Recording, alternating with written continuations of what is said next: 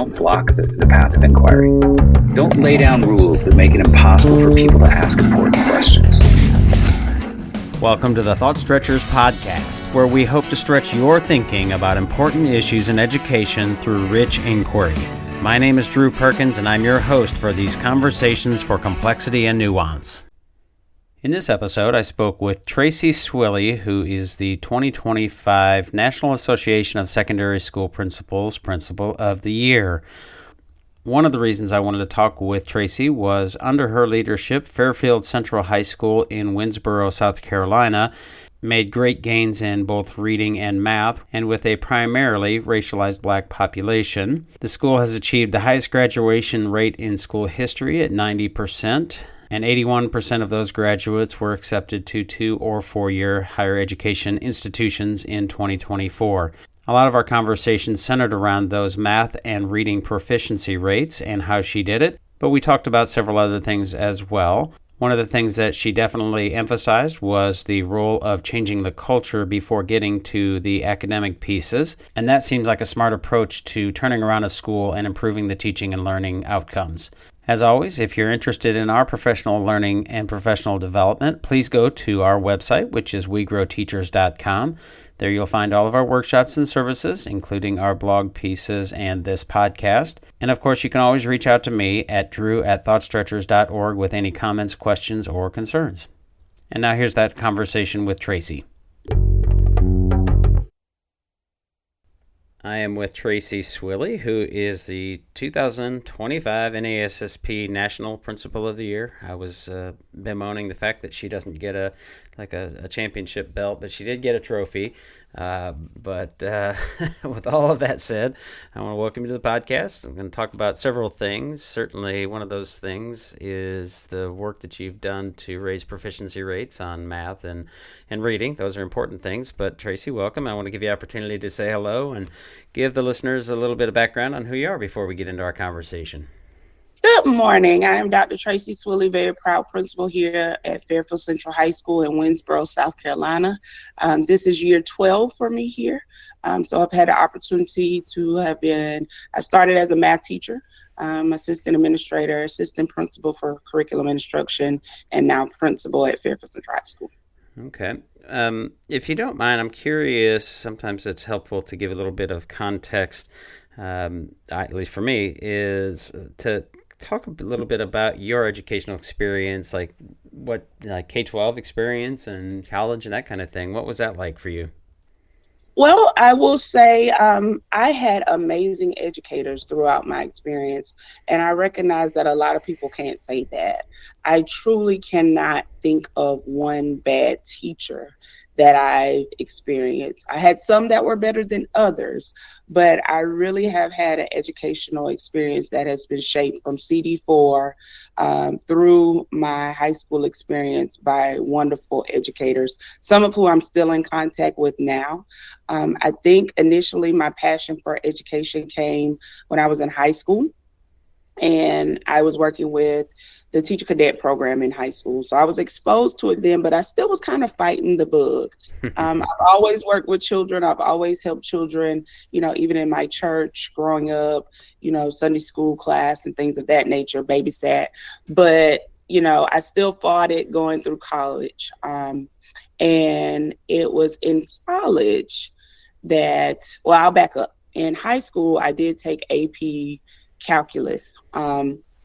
And I had a calculus teacher who also taught me physics, the same person. And I used to tell her, girls can't do math. It's hard. And she said, well, what am I? And I said, you're just a freak of nature because you're able to do physics and calculus. But math always was a struggle for me. I could do it, but it took extra practice and it took studying constantly. So it was nothing that came really easy.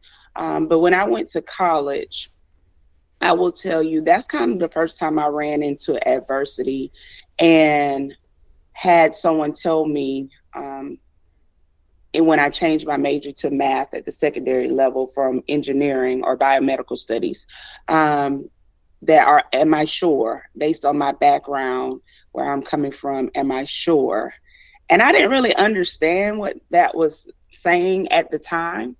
But I said, yes, I'm sure. I know what I want to do. I'm very positive and I'm capable of pursuing what is necessary. So in college, I actually had a math professor, Dr. Scott, I'll never forget him, who taught me the why of mathematics. He taught me why the area of the triangle was 1/2 the base time the height. So that if you forget a formula, you know how to recreate it because you know why the formula exists. I said, I have to teach somebody's kid this. I was like, because it was not until college and I could have had this experience in high school and I wanted to give that to another kid. So that started the trajectory into math education, and then started teaching math. Actually started working with the assistant principal to help with the data crunching for testing, preparing for testing. Those kind of logistical things kind of worked good with the math person. And so it went from there where she's like, I think you ought to go back and get your degree in administration. And I was like, what? Never thought about being a principal or assistant principal. But that started the journey of collaborating with her on testing, became an assistant administrator. And at that time, you could teach a math class. I still taught math, but I also did administrative duties. And then I had the opportunity to go back to my alma mater as an assistant principal for curriculum and instruction. Did that for 6 years before the principalship. So then one of the questions I was going to follow up with, I think you just answered. So you grew up in South Carolina, and I did. What was I'm sorry, the name of the town starts with W, but I've missed it. I think it starts with a W. Explain that to me. In Winsboro, South Carolina. Okay. That's where my school is. But I grew up in Eastover, South Carolina. Okay. So they are very similar populations. One is the lower part of the state. Well, still the Midlands, but the lower part of the Midlands of South Carolina. So one below the capital city of Columbia and one above the capital city of Columbia. So I work above the capital city, but the populations are very similar. High poverty, rural, predominantly African American. So I always say Winsboro, South Carolina is like home away from home for me. Eastover is the same close-knit community where normally everybody's related, and that's the same makeup of Winsboro. Everybody's related. I call it Cheers, but I said I probably need a new sitcom because most of the young people look at me like, what's Cheers? But the adults know what I'm talking about, but everybody knows your name kind of feeling. We have one high school, so we're smaller than the area in which I grew up in the district with 7 high schools. We are one high school here in this community. Yeah. Well, we do professional development work, and I've done some work in, I guess you'd call it rural South Carolina. I don't know how close, it's been a while. And certainly, the way you've described it was how I remember it, and, certainly some unique challenges.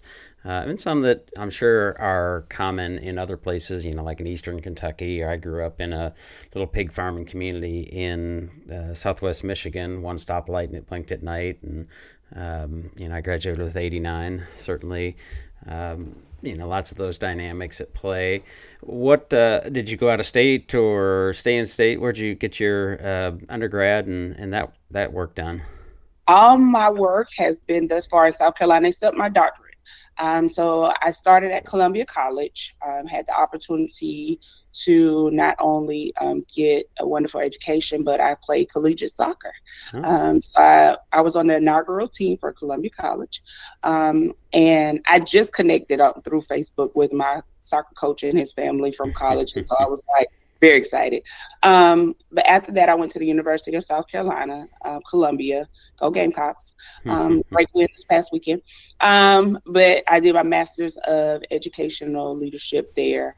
Then I went to South Carolina State University in Orangeburg. Had a great win last week. Go Bulldogs. Where I did my EDS in educational administration. And then I did venture out to North Carolina for Gardner-Webb University, and that's where I did my doctorate. Oh, look at you getting outside the bubble. I know, left North Carolina, but Gardner-Webb was a great program. I'm all about practical experiences, so I love learning from professors who've been in my shoes. It's easy to talk to people out of the book, but to have professors that have been principals and superintendents and, have lived it, have walked it, is different. And so you leave with items in your toolkit you can immediately apply throughout your learning and throughout your growth and development. So I had a wonderful experience at all programs. Gotcha. Well, my youngest daughter, who's 15, is a soccer player, and I help coach. And I'm curious what position or positions you played. I was fullback. I loved playing fullback. I did midfield some, but yeah, that midfield was a crucial role. You had to be in great condition. You had to support the front and support the back. Yeah. So I like kind of being the sweeper fullback position the most, but I could play midfield also as well. Right. Yeah. Well, my daughter's is that midfielder, and it's a lot of work for sure. Oh yeah. But in the back end, you got to have some speed because sometimes that ball gets past you and you got to catch up. Yes. Yep. And switching out, I think that's the first time I broke my wrist, was switching out with the goalie, because our coach always gave us that perspective so you could see the field. And one of my teammates took a shot on goal and that wrist snapped right back. So I remember going to the hospital and playing later with the broken wrist. So absolutely. Gotcha. Yes. So you were primarily a math teacher when you were in the classroom? Yes, I taught math. I taught Algebra 1. At that time, we had Math Tech as well. So I taught Math Tech, geometry, discrete math. So yeah, algebra is always my favorite. That's my go-to subject. And how would you describe your, teaching style or approach? What was your classroom like? My classroom is high energy. It is something I always wanted to make. Anytime I could engage the kids in the process, I think when you can experience it, and so prime example, my kids were struggling with plotting points. So they came in one day to my classroom and there were no desks. I had made the whole classroom a coordinate plane, and we became human points, and we plotted points all day because I needed them to understand how to move on the X and Y axis, what was negative, what was positive slope. So I needed them to be able to see it, feel it, touch it. And so that's what we did.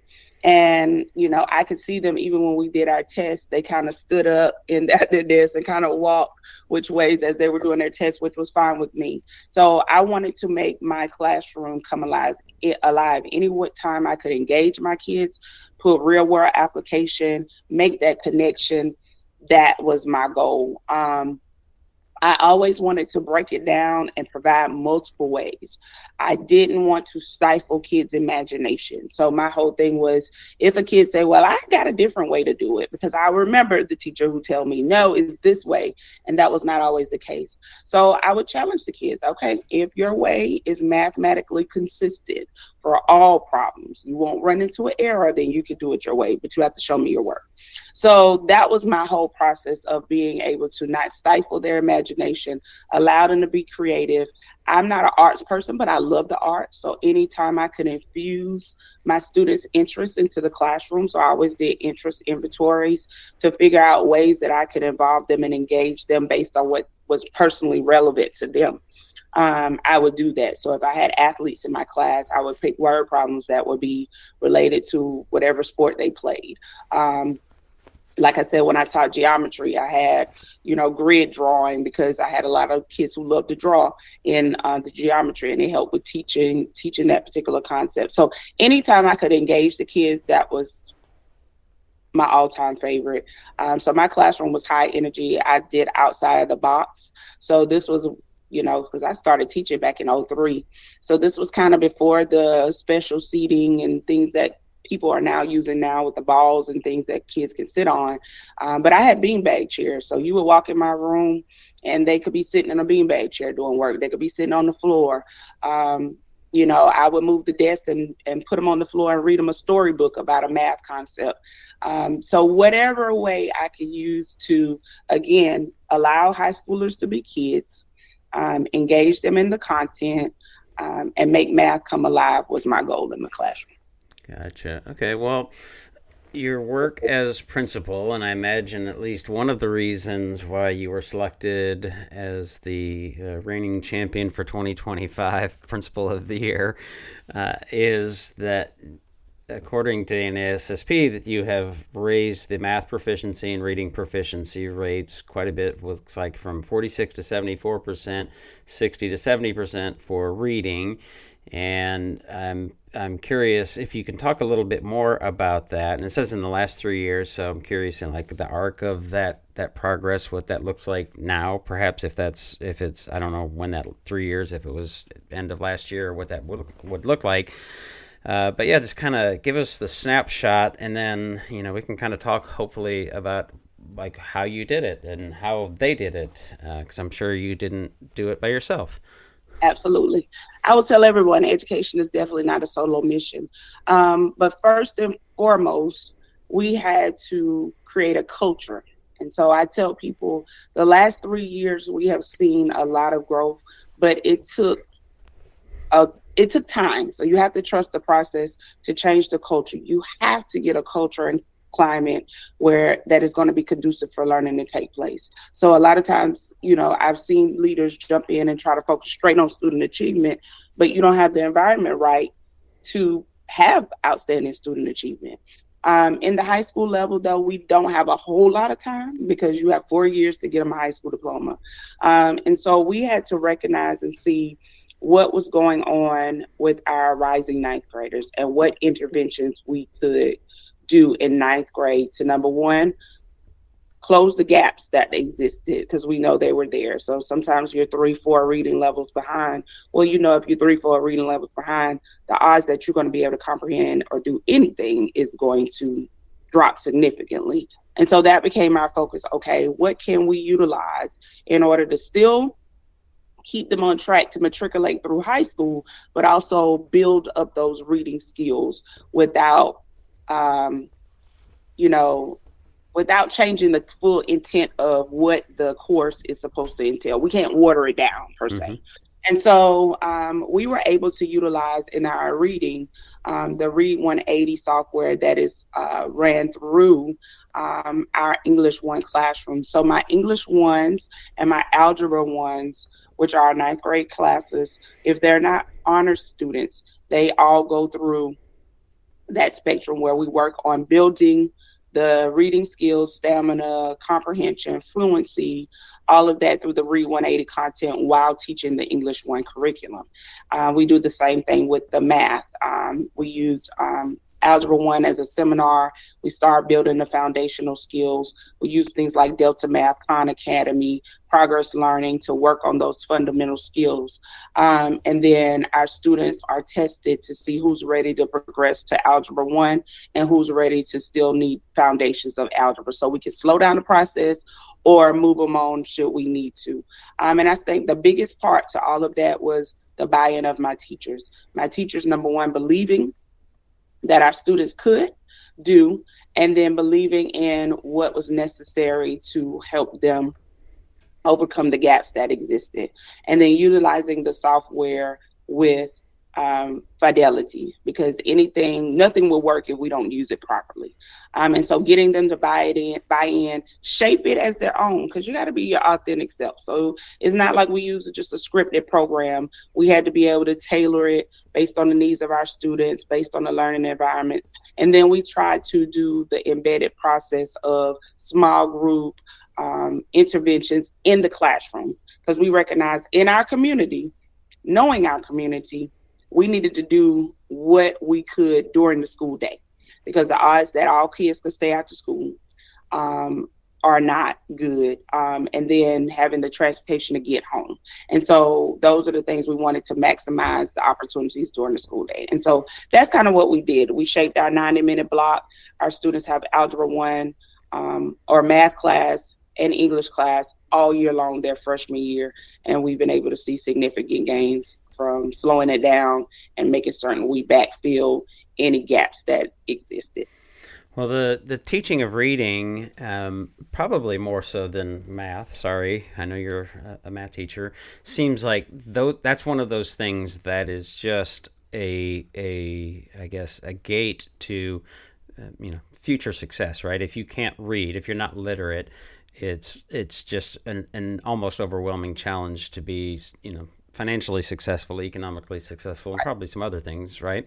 Math, you can probably get away with a little bit. I mean, I don't know calculus. My oldest daughter was trying to do, was it pre-calculus, and I was trying to help her, and it's not definitely not just a girl thing, because I don't.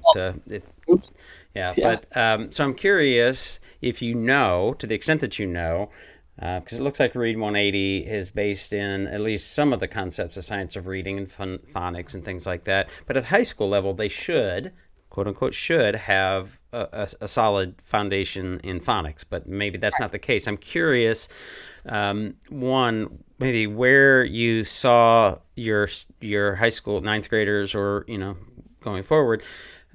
Where were they in terms of their reading ability, and why were they so far behind?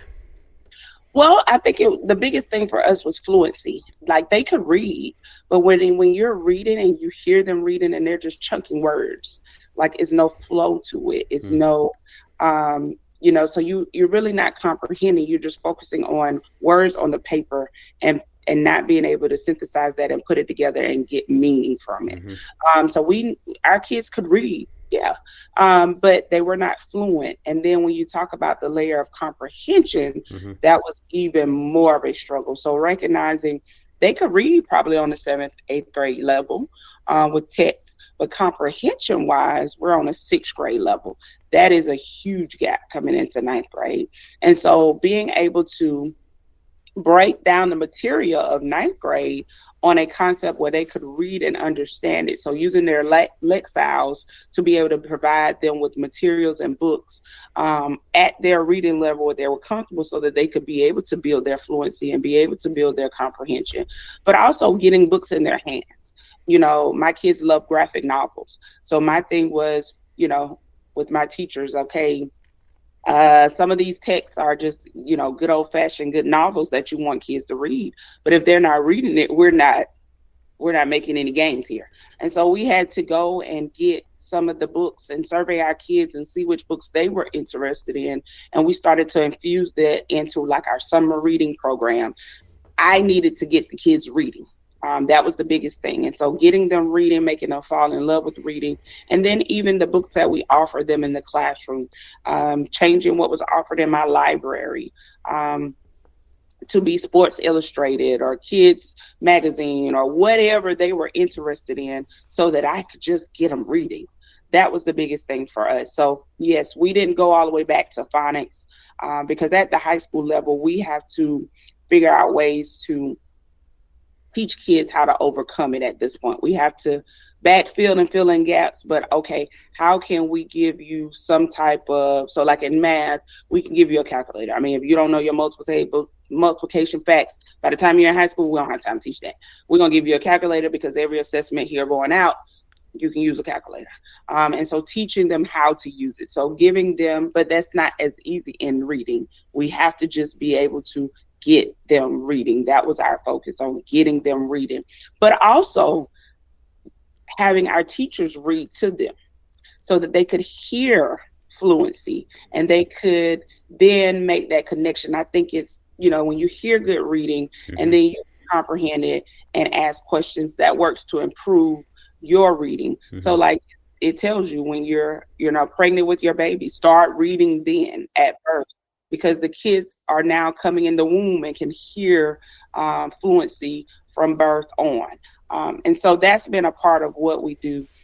School-wide reading initiatives. We had a stop, drop, and read throughout our campus because you're reading in every content area. So you have to make it a school-wide initiative of promoting reading. So our football team was reading. They had the books at practice and reading. Our coach is actually buying books right now to do a book study with them so that they can see when you read, you're going to be better. So making everybody infuse it throughout our campus was our focus, definitely with reading. So fluency was our biggest thing, fluency and comprehension. And we saw that in the data, not only in ninth grade, but as they matriculated through and other assessments, reading was our issue, and reading stamina, because they were not reading. Reading for long periods of time or long passages that may not have been their thing. So we did some closed reading. We teach them different strategies of highlighting important concepts throughout the material. So those were some of the things that we did in practice, but we made it school-wide. So it wasn't just, the burden of our English teachers. Yeah. Well, you mentioned culture. One of the things that I was thinking while you're talking about the importance of hearing people read and modeling that.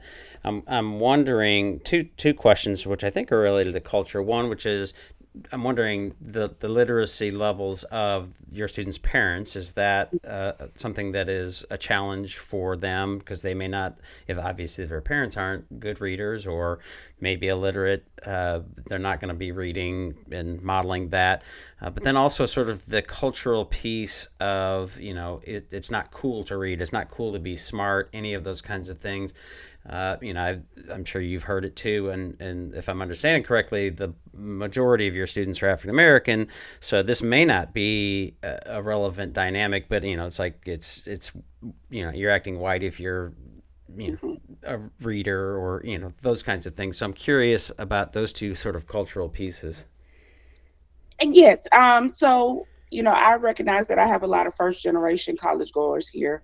I do have a supportive community of parents who want the best for their students, and they want them to have better than they have. I do have a population of parents who recognizes, okay, I can't help them beyond probably the middle school level. So I do have a population of parents who, struggle academically or did struggle academically. But like I told my teachers, our baseline is understanding that every parent wants the best for their kids, and it's our responsibility to give them the best. We can't control the dynamics that may come to us outside of here, and that's what I stress to them. We don't make excuses, because excuses are reasons for failure, and failure is simply not an option. But how can we overcome those? So we would give our parents strategies to be able to help at home too. So whether it's something as simple as, because we don't want a parent to feel intimidated. We don't want, because that's a touchy subject, even with, your child finding out that you're not literate. And so, that's as a mother, I cannot imagine that. Right. And so we had to recognize that's the uncomfortable conversation. And so we gave parents strategies, and I would say like the answer key. We would give the parents the answer key on how you can quiz your kids and prepare them. What could you ask them? What questions could you do at the dinner table? So we gave the parents opportunities and strategies and ways to get involved. I often found that it was very easy to do that with math. Reading, not as much, because every parent was able to say, oh no, I struggle with math. And it was like not the stigma attached, but it's a stigma attached to not being able to read. And so I wanted the same stigma, because I need you to be just as uncomfortable saying you can't do math as you are to be uncomfortable saying. Now you're making me feel bad. Because I wanted them to know both of them can be overcome. We can tackle both of them to get you what you need. Everybody doesn't have to go all the way through calculus. We have a route for you that can go, and you still can go to college. And so figuring out and navigating, number one, what you want to do, what you're interested in, and the best route for you to take in order to get there. So we work with our parents to be able to recognize how to assist their student at the high school level. But also, yes, I will acknowledge the cultural. If you're speaking with proper English, then you're considered acting white. And we had to teach our students, no, you're speaking with proper English. And it's okay to, be smart. I talk to my students all the time about code switching. I'm from, like I said, Eastover, South Carolina. And so we don't always speak grammatically correct. So I tell them and I share with them my experience of at Columbia College. I had to interview to go into the School of Education. And what they do is they get you on a topic that you're passionate about so that you would talk like you would talk. And that's when I had to go into speech to learn how to speak grammatically correct. And that was hard. As an 18, 19-year-old, I've spoken this way my entire life. I've been an honor student, and now I get to the College of Education and they tell me, you cannot go in anyone's classroom until you know how to speak proper English. I had to stand in front of mirrors and say ask instead of X.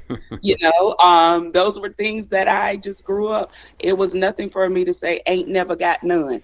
That don't work. So teaching my kids the importance of being able to code switch based on the audience. So when I go home, my conversations with my friends at home may not sound like my conversation with my superintendent, or may not sound like the conversation when I'm going to speak in front of an audience, or may not sound like conversation I'm going to have with my kids in the cafeteria.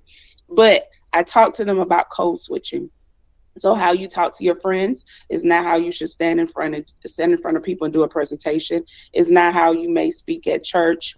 And so those are the things that, we embrace and we learn our culture. A lot of my kids go to church. And so a lot of times the first time you do public speaking is at your church. And so those were some of the strategies and skills that we continue to work with our local pastors, our community, because our kids are engulfed and engaged there.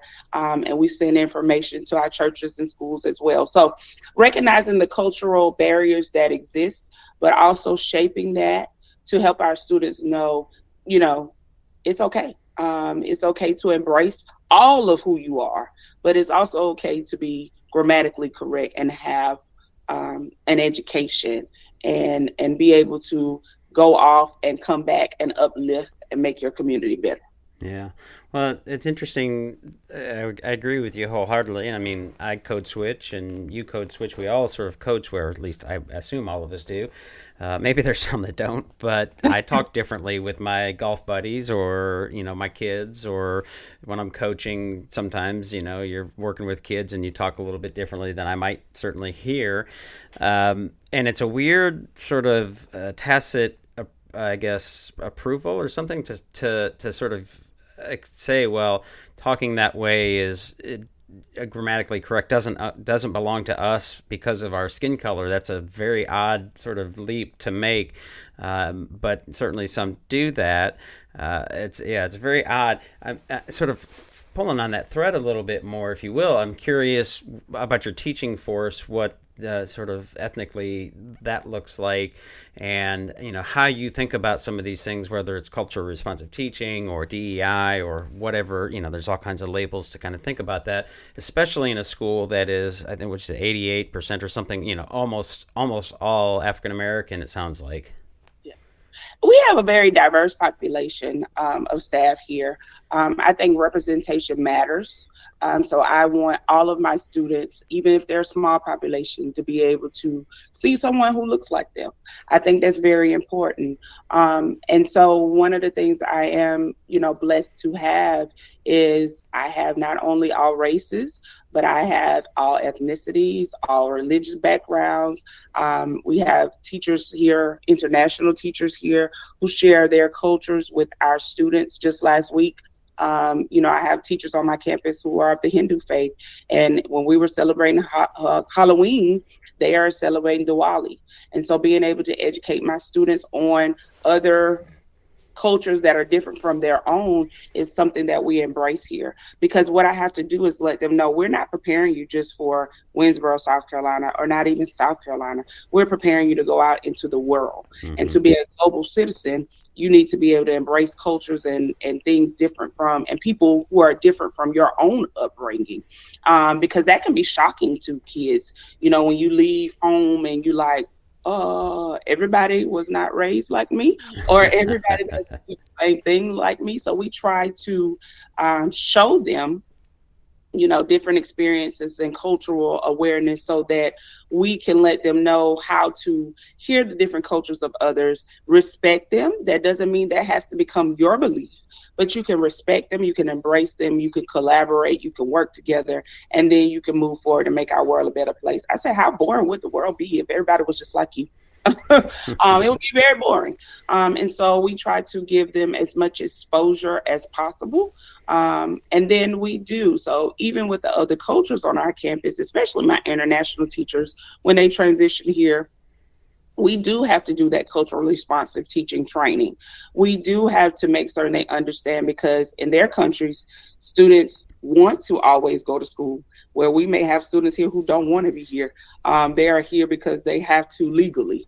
And so that's a different expectation, where our students see it as a right and their kids see it as a privilege. And so even some of the discipline tactics that are done in other countries, I'll have to say no. Prime example, I had a young man who had earrings in his ear. Well, in some cultures, a young man would not have earrings in their ear. And so they were like, remove those earrings. Now, the young man did. He was respectful. He removed them, as the teacher said. And then he came to me and he said, my teacher told me to remove my earrings. And then I knew I had to have a conversation with the teacher about, no, in America, boys get their ear pierced. Like, that's something that is not uncommon here. But just having that conversation. But the one thing that I never want my staff or teachers to do in cultural responsiveness or working with students of poverty is to handicap them. Don't give them anything.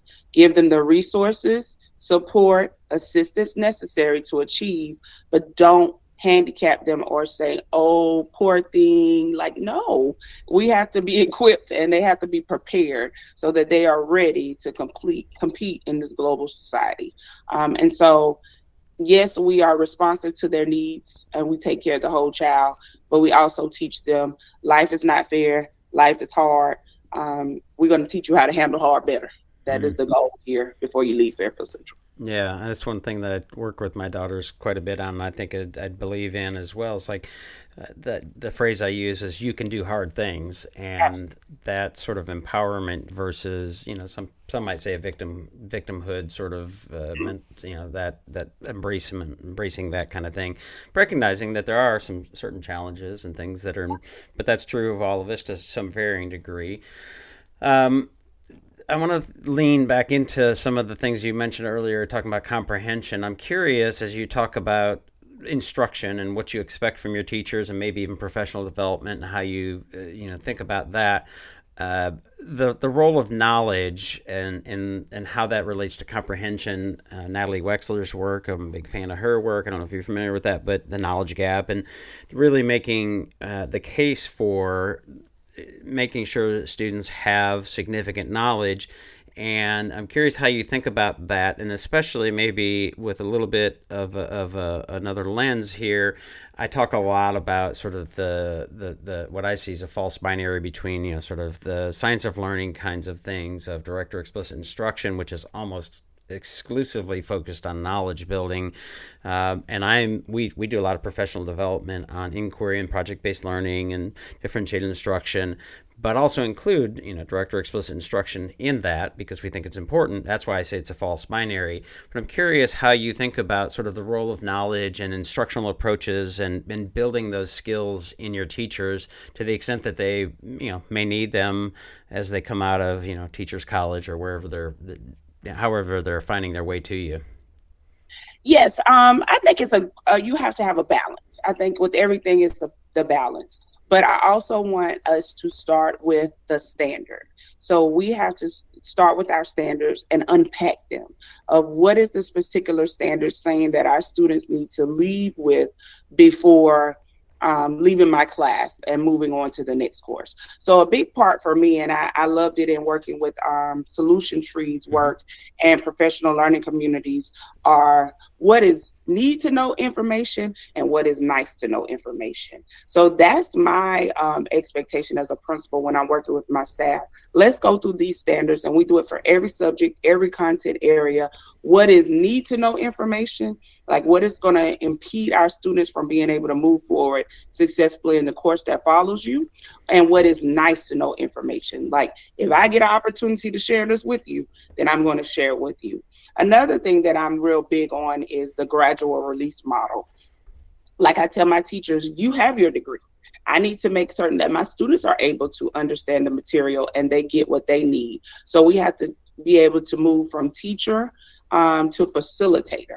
And so making certain we shift that responsibility to our students of making certain their learning comes alive. So I love anytime we can get discovery learning opportunities and kids front loaded with the material and they come to unpack that knowledge and learning for themselves. And then the teacher goes in and fill in any gaps that may then exist.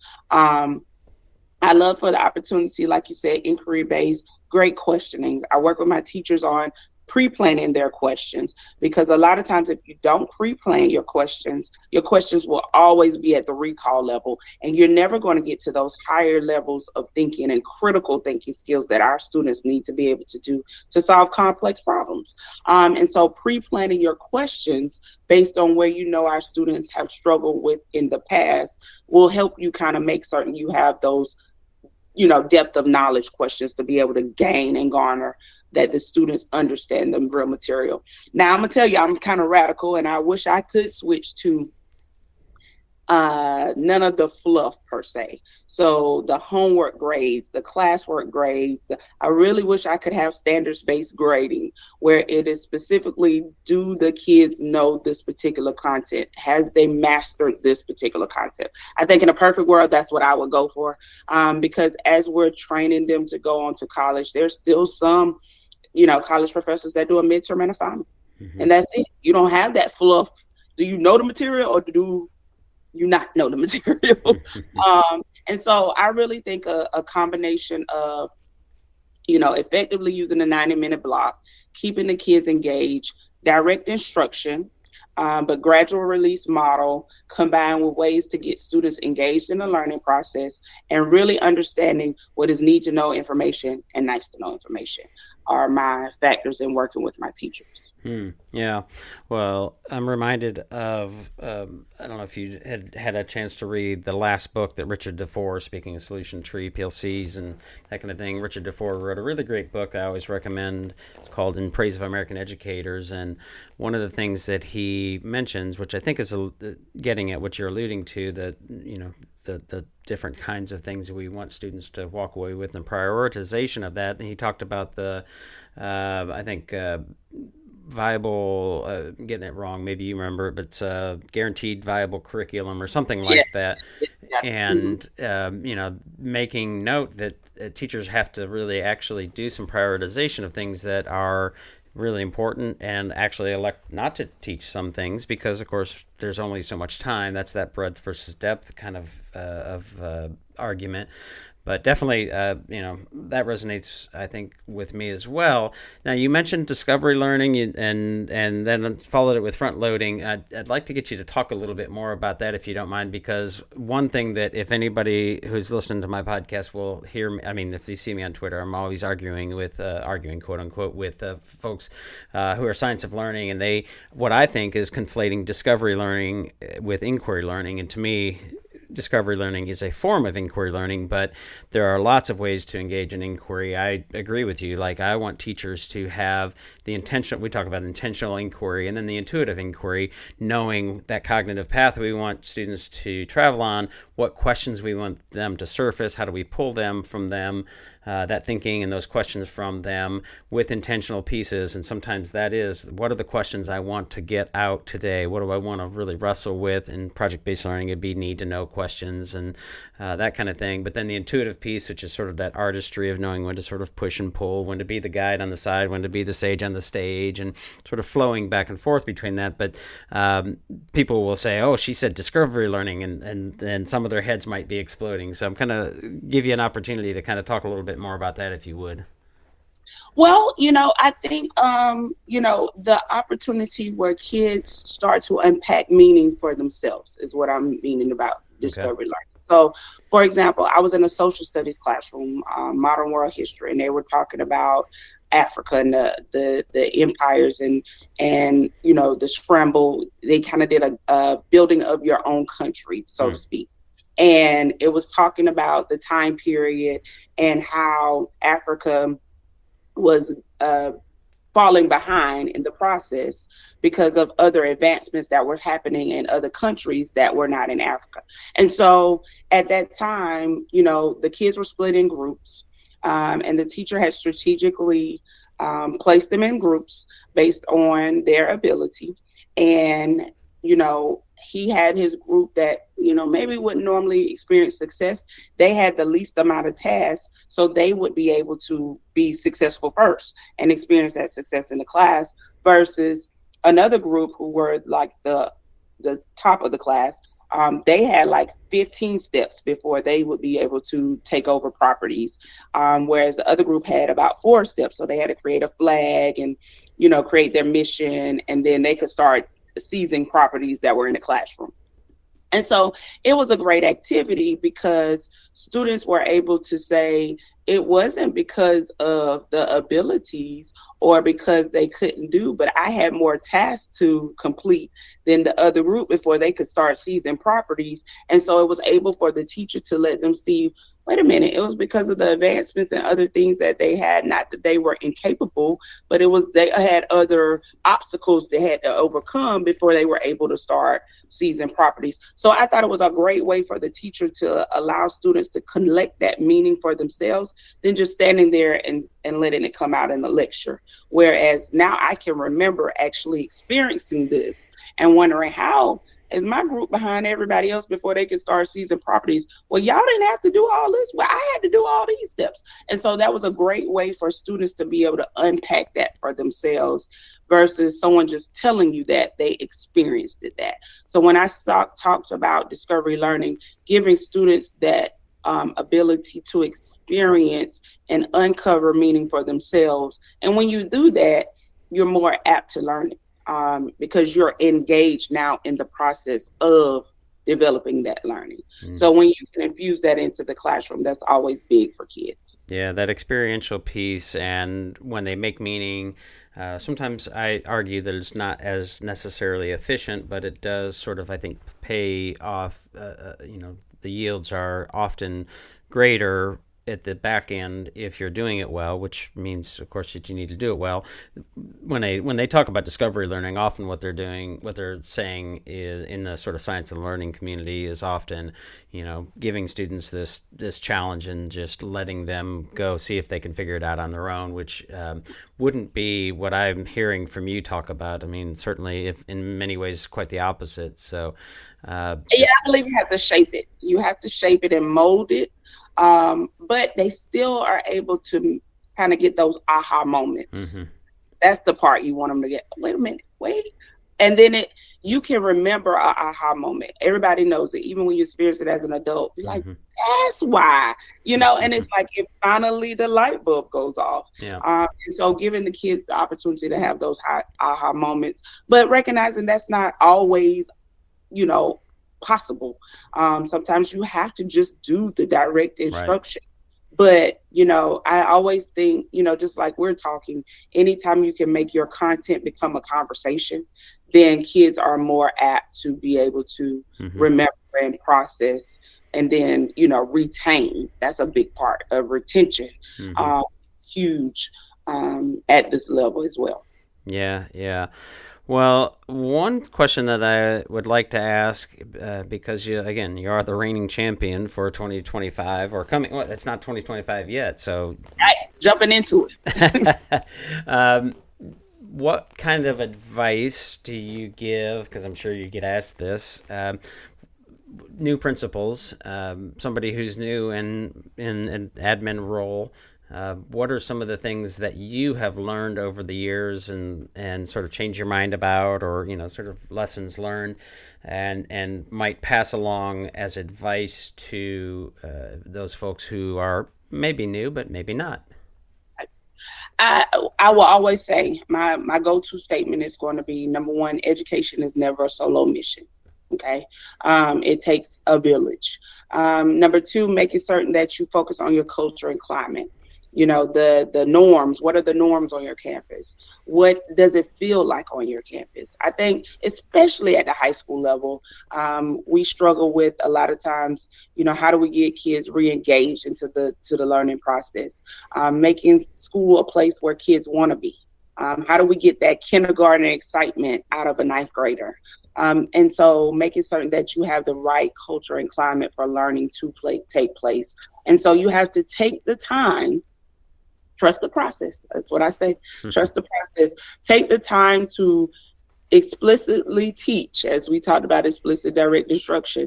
Teach what behaviors are appropriate in the hallways. Teach what behaviors are appropriate in the classroom. What is appropriate behavior in the cafeteria? What is appropriate behavior in the restrooms? Like, don't assume that kids know. Don't assume. Teach them what you want them to see. And then let them know what the expectation is. When I arrived at Fairfield Central, I was the fourth principal that senior class had seen in 4 years. And so their whole thing was, let's see how long she makes it. But I had to, and they were like, this is the field. What did you expect? Because they would say, this is the field, and Fairfield couldn't, making it short. And I said, I expect greatness. And I said, and so we had to do the little things of, changing the mindset, showing the possibilities. My whole work when I first got here was on growth and fixed mindsets with my staff. So I have staff members that have been along here the whole 12-year ride for me, who know the work that we have done to get to this point, and getting people on the bus who wanted to be here and who wanted to engage in the process. So I would say making certain, we do those quick wins of, teachers posting outside of their door, the college and university they went through, to what careers are out there, exposing our kids to opportunities, making it come alive, showing them it can. Again, representation. And so making certain that they understand you are capable. There are no limits other than the ones that you impose on yourself. And so we did our school motto and soaring to greatness. Griffins believe, Griffins achieve, and Griffins succeed. And so we repeated that to our kids using our mascot, breaking that down. A griffin is a mythical creature, but we are very real. And so, learning that you're comprised of the king of the air and the king of the beast. So you were made to dominate. And so shifting that mindset, not just from your athletic standpoint, but focusing on the athletics, academics, as well as the arts. And so I would just tell every principal starting off, it's a process. All right. Focus more on the process and doing the little things right than the results. Because the results will then come if you pay attention to the process. Second, culture and climate, making sure you have the right environment. Just as a plant, if the environment is not right, the plant's not going to grow. Same thing for kids. If the environment is not conducive to learning, the growth is not going to happen.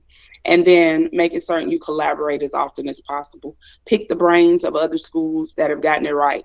I did that a lot. I looked at schools with demographics like mine. I look at schools with demographics not like mine, and talk to those principals and ask, what are you doing? How are you getting these results? What has worked for you? What didn't work for you? And collaborate with some of the best minds around, because we have, nobody is smarter than everybody getting in a room. So bringing that collective spirit to education is what I believe pays dividends.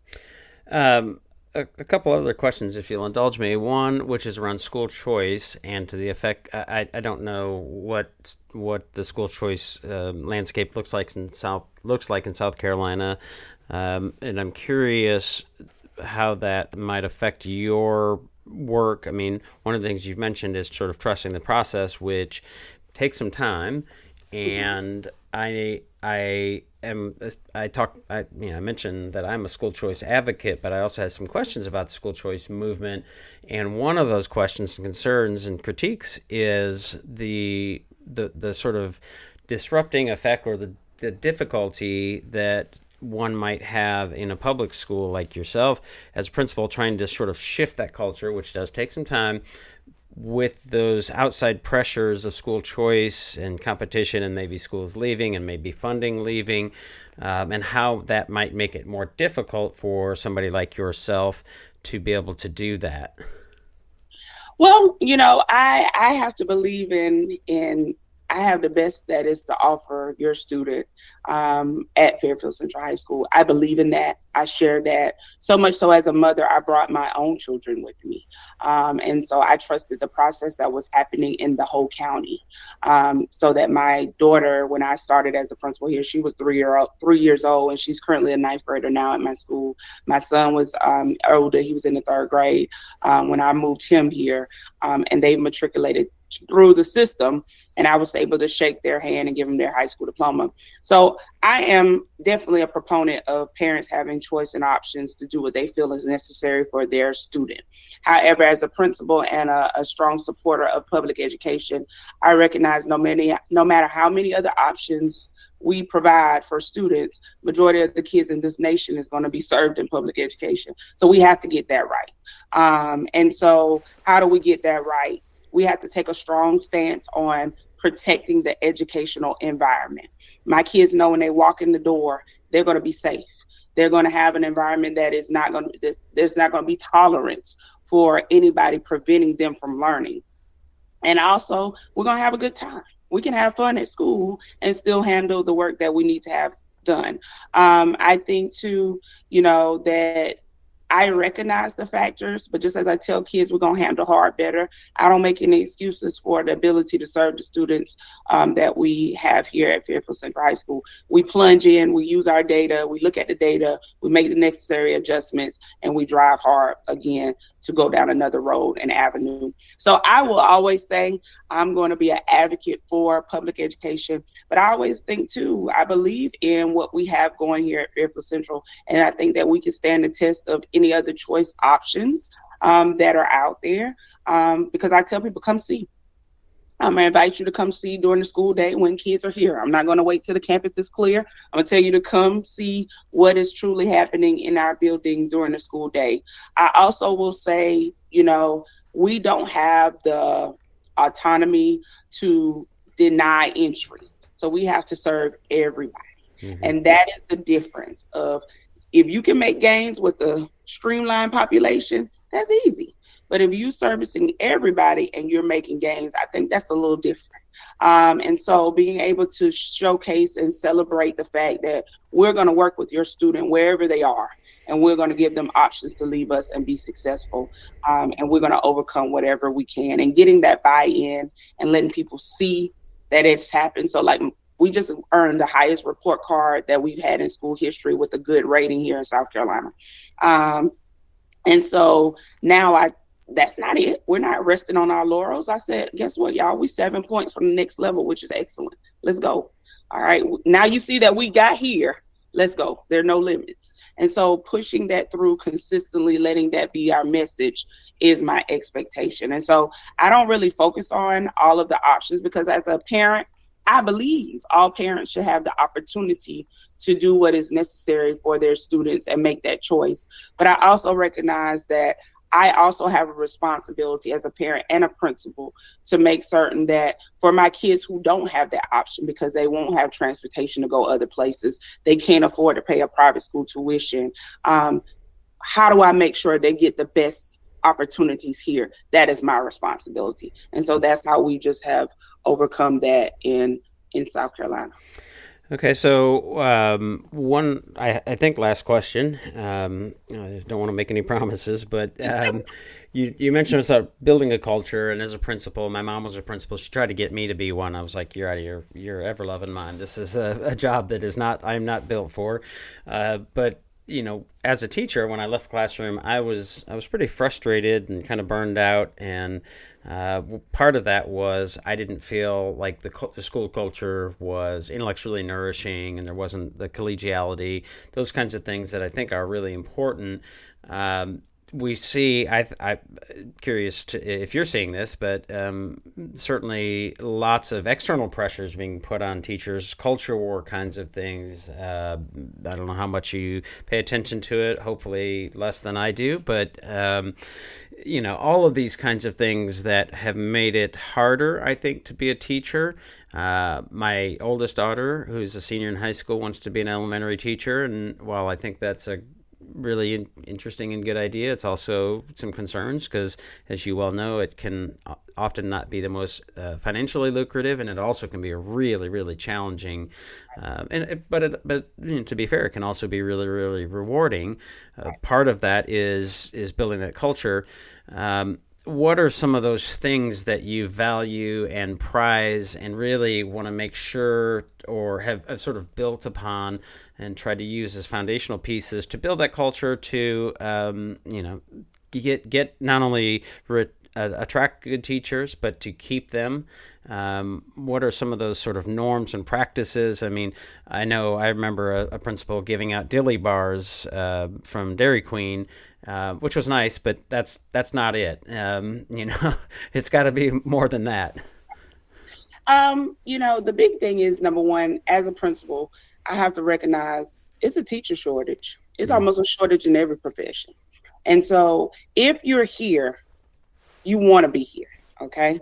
And I have to make it an environment where you want to be, or you can go somewhere else. So as I tell my staff is we're here more than we are at our own homes that we pay bills, okay? We're in the schools more than we are there. So that's why I'm a big proponent of it needs to feel good. It needs to be somewhere you want to be, because you can leave and go other places. Now, I tell them every day is not going to be Sunday.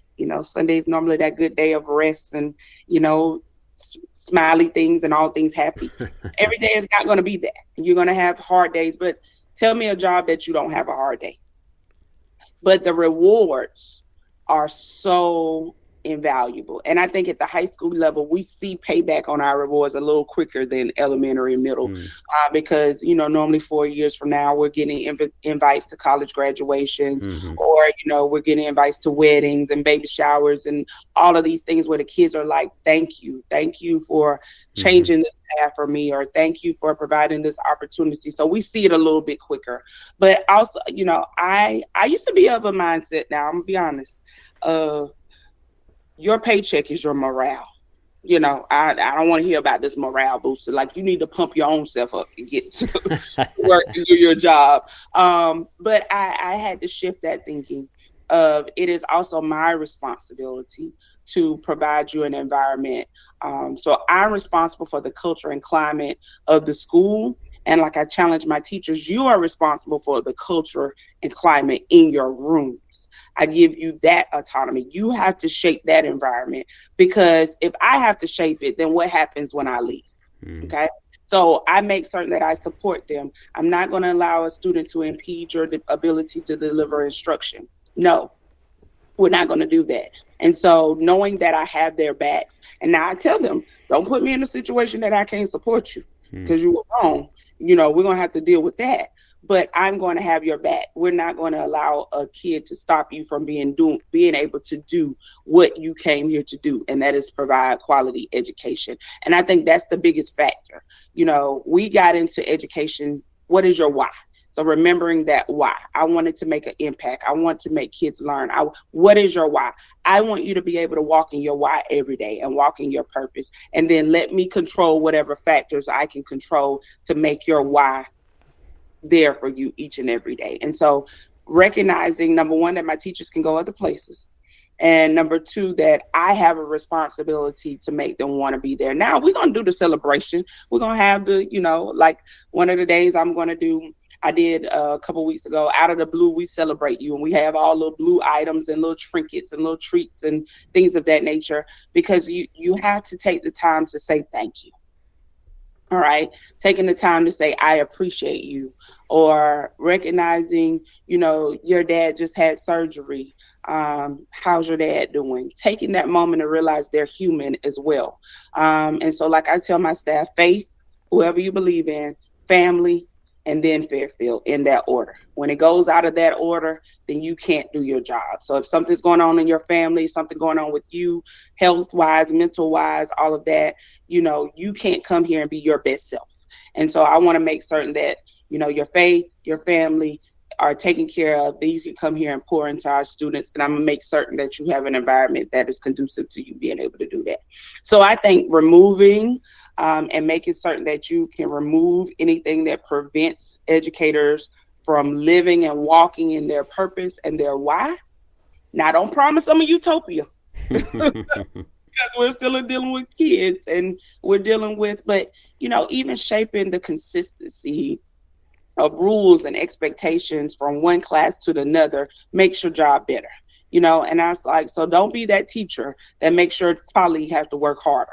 Of doing things because you're not following the rules and procedures at the school. So that's always my big deal of making an environment and recognizing that if I don't, because we're in a rural situation, so a lot of times my teachers are passing several school districts to get to me. They can go work somewhere else that is normally closer to where they live. But I challenge them, you're not going to have as much fun and you're not going to enjoy it. So that's a big part of recognizing that people are here because they want to be here, not because they have to be here. And for that, I'm thankful, and I try to celebrate them as much as I can. Okay, well, you talk about Sunday being the day of smiles, and I worked for about 10 hours yesterday cleaning my house and getting leaves up, so I don't know about that, but I'll let you slide. I was at a band competition all day Sunday yesterday. So, yeah. I think I say Saturday, but Saturdays can be busy too. Well, Tracey, are there things that you want to mention or any links or anything you want to share before we jump off here? Well, I am excited about this platform to be able to, number one, celebrate the work that school leaders are doing. A lot of times people check on the children. How are the children? That is the question that we ask. A lot of times people check on the teachers. How are the teachers? How are the bus drivers? How are the cafeteria workers? Sometimes they forget about that principle. And so I'm excited to be on a platform where I can recognize my colleagues for the work that they do every single day to shape the lives of young people. Secondly, I'm so proud of our school community. I'm proud to be a Griffin at Fairfield Central High School. I'm able to show my kids you can dream big. You can be a hometown, small town girl growing up and be on a national stage. I can make that dream come alive for my kids, and I'm excited to be able to do that. I'm excited to, launch my own LLC, Educate Her Consulting, where I will be working with other principals. So I'm getting that off and running now because that's like my dream job down the road somewhere when I retire, is to just work with other principals in transforming the school culture and showing them how they trust the process, put in the work, and the results will come. But I love what I do.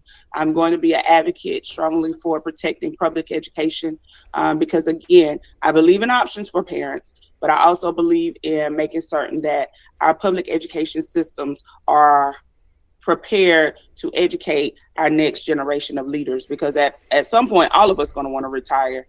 And we want leaders that's going to continue to push our country forward and do what is in the best interest of all. So I'm just excited about the opportunities, again, to shed a light on the small town of Winsboro, South Carolina, and the great work that my teacher, staff, students, community, parents have all worked collectively for us to be able to do here, and just show that hard work will pay off, and dream big, set no limits. That is going to be my goal. Well, on that note, I appreciate the conversation. Congratulations on the upcoming year, and I still think you need a championship belt. But I have to get that championship belt. That's I was a wrestling girl growing up, so yeah. Yeah. So again, thanks for the conversation, and as I always say, I hope it is helpful for folks who are listening. Absolutely, thank you. What we need to do is spend enough time together that we can start to translate our ideas into each other's language and include one another in this community of inquiry. And that is the work of love.